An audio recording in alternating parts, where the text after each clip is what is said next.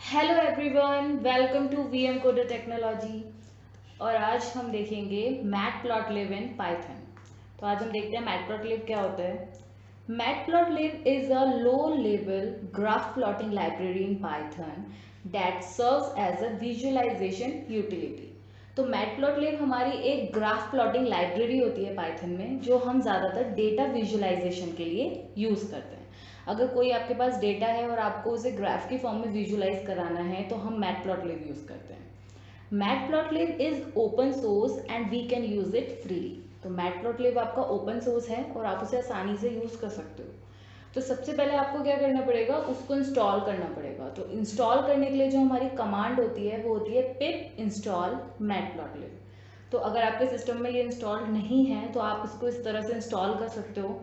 And जहाँ पे भी आपको यूज़ करना है वहाँ पे यूज़ करने से पहले आपको इंपोर्ट कराना पड़ेगा। तो इंपोर्ट करने के लिए हम लिखते हैं import matplotlib dot p y plot as p l t.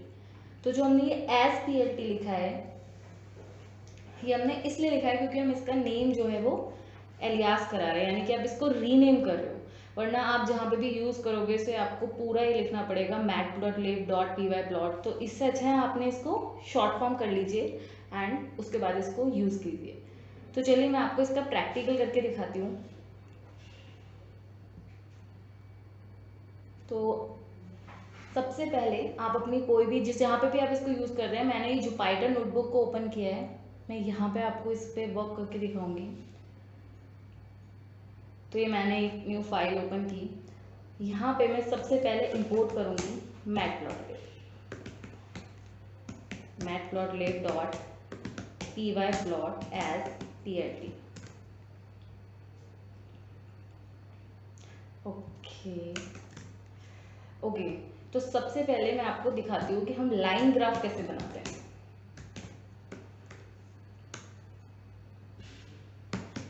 Okay, तो लाइन ग्राफ के लिए हमारे पास दो कोऑर्डिनेट होने चाहिए, एक्स एंड वाई कोऑर्डिनेट, तभी आप एक लाइन ड्रॉ कर सकते हो ग्राफ पे। तो यहाँ पे कोऑर्डिनेट ले लेते हैं। तो हमने एक्स कोऑर्डिनेट लिया, रैंडमली कुछ भी ले लिया, मैंने 5 तक लिया है।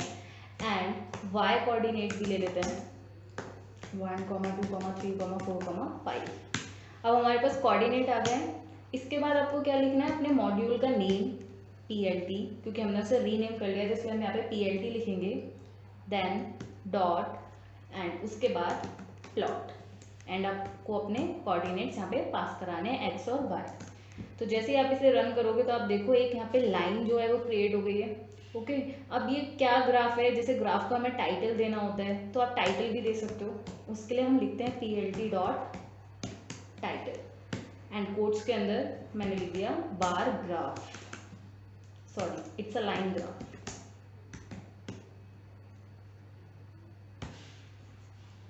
ओके, तो यहाँ पे आप देखिए ऊपर टाइटल आ गया है। इसी तरह आप एक्स एक्सिस और वाई एक्सिस के भी नेम दे सकते हो। तो उसके लिए लिखना होता है P l t dot x label and यहाँ पे लेबल में मैंने लिख दिया एक्स एक्सिस। जिसका भी आप ग्राफ बना रहे हो आप वो यहाँ पे पास कर सकते हो। तो यहाँ पे देखिए एक्स एक्सिस लिखा हुआ आ गया। इसी तरह से आप वाई एक्सिस का भी दे सकते हो। तो उसके लिए p l t dot y label and then जो भी आपको यहाँ पे लिखना है आप लिख सकते हैं। तो मैंने यहाँ वाई एक्सिस लिखा है तो यहाँ पे वाई एक्सिस आ गया। अच्छा, अगर हमारे पास एक से ज़्यादा लाइन, एक नए कोऑर्डिनेट्स ले लेते हैं। x1 इज इक्वल टू ले लिया 3, 6, 9 and y1 is equal to हमने लिया यहाँ पे 2, 4, 6। ओके, तो अब हमें इसे प्लॉट कराना है। तो हम यहाँ पे क्या लिखेंगे, P l t dot plot and हम यहाँ पे अपने न्यू कोऑर्डिनेट्स के नेम पास कराएंगे x1, y1। तो ये देखिए यहाँ पे एक और लाइन बन गई है, एक ब्लू और एक। अब ये नहीं पता लग रहा है कि ये किस चीज़ के लिए लाइन बनाई थी और ये किस चीज़ के लिए लाइन बनाई थी, तो हम इसकी लेबलिंग कर सकते हैं यहाँ पे, राइट। तो उसके लिए हम यहाँ पे लिखते हैं लेबल इज इक्वल टू, आप अपनी इस लाइन का क्या नेम देना चाहते हैं। लाइक मैंने दे दिया इसका नाम फर्स्ट लाइन। एंड ये वाली जो हमारी लाइन है इसको भी हम लेबल कर देते हैं। तो इसके लिए हम इसका क्या नेम देंगे, शॉर्ट में लिख देती हूँ सेकेंड लाइन।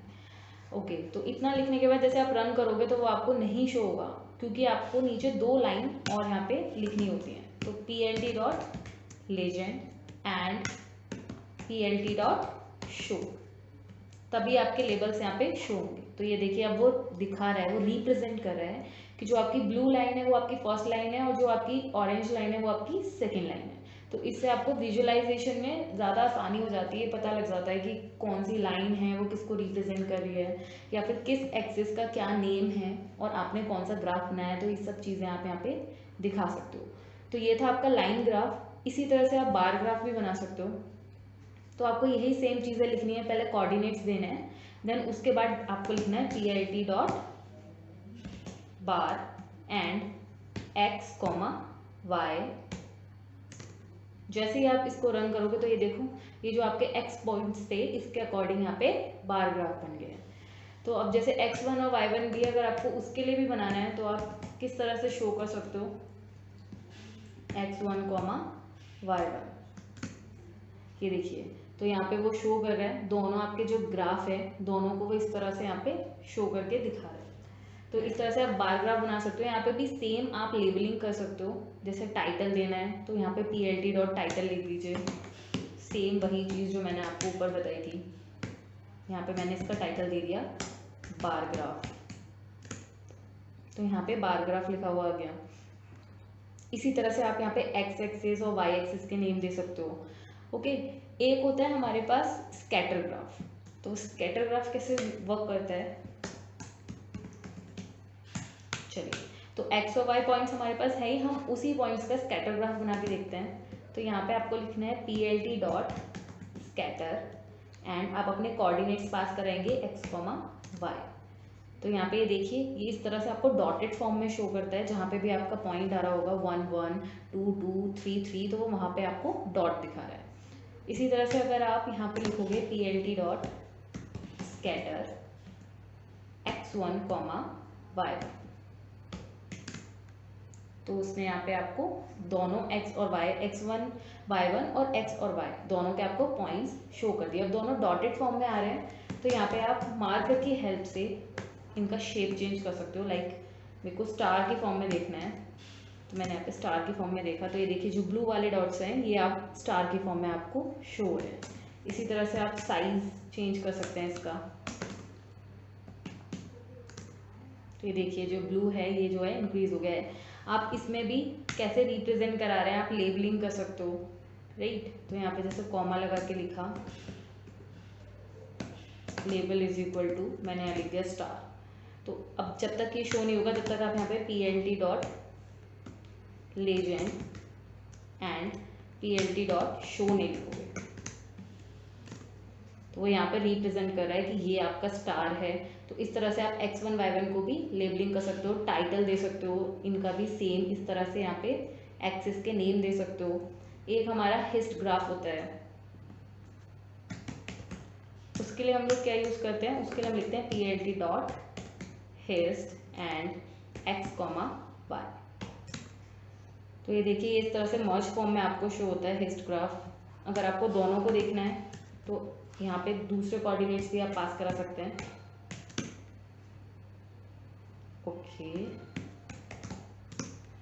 ये देखिए तो वो दोनों इस तरह से आपको शो हो रहे हैं। तो ये आपके विजुअलाइजेशन के लिए यूज़ होता है। जब भी आप मशीन लर्निंग पे वर्क करते हो तो उसके अंदर हमारे पास बहुत बड़े बड़े डेटा सेट्स होते हैं, तो उनको समझने के लिए हम लोग ज़्यादातर जो विजुअलाइजेशन करते हैं उसके लिए मैटप्लॉटलिब यूज़ किया जाता है।